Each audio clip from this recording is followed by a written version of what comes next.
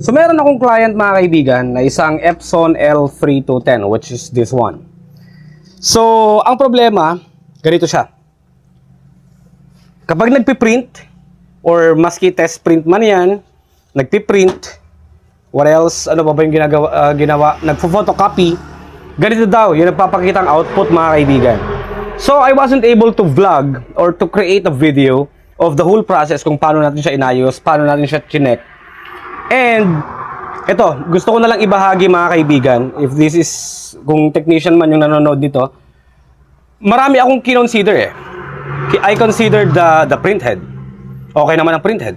Hindi naman shorted. Kinonsider ko rin yung purge unit. Okay naman ang kanyang purge unit. Ganito ang sample ng purge unit. So ganito yung print niya mga kaibigan. Okay? Okay naman ang kanyang purge unit. Alright? And then, what else? Chinek din natin yung kanyang fuse sa logic board. And, okay naman ang kanyang fuse. You know, pasensya na, tinanggal ko na yung transistor kasi ginamit na natin yan. Isa kasi ito mga kaibigan eh, no? Ang problema nito is, ganito yung print. And then, susunod na print, magbabalangko. Alright? So, kinonsider ko muna yon. Yung una, print head. Okay ang print head. Purge unit. Okay ang purge unit. Sunod na kinonsider ko yung logic board. Sa fuse. Okay naman.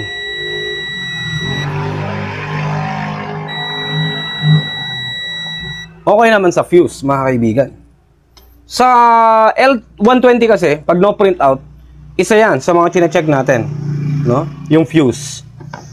And ito, paano ko na-solve yung issue? Paano ko, o ano yung piyesa na pinalitan natin?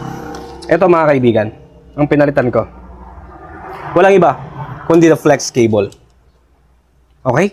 So, ito, ang senyales kasi ng flex cable mga kaibigan, magpiprint, then biglang mag-stop, then iipitin niya yung papel. Pwede rin namang, pag tinurn on mo, babalibag siya. Ito, may nakita akong sign ng dying. Okay? Yung parang unti-unti na namamatay itong flex cable na to. Okay? So, na-check ko, napapansin ko sa kanyang print, pagkatapos niya mag-print, biglang mag-move siya. Pasensya na, natamaan ko tuloy. Bigla siya mag-move ng mabilis. And flex cable yun. Sinilip ko, pasensya na, nasira na rin yan. So, ito yung na-check ko mga kaibigan. Nasaan na ba yun? Yun, ito. Itong part na to. Yan. So, meron na siyang konting lamat. Yan. Kasi once napunit na yan, gano'n na ang mangyayari. Babalibag na siya. Yung print head. Mag-move ng mabilis. Right? So, ito yung pinalitan ko. And luckily, naayos na natin yung problema. Ganon yung result mga kaibigan. Gusto ko lang ibahagi. Although kahit hindi ko na vlogan, pag maka-encounter kayo ng ganitong issue, na ganito yung output niya, ito ang i-consider nyo. Itong una. Alright? So yun lang yung tip natin. Thank you for watching.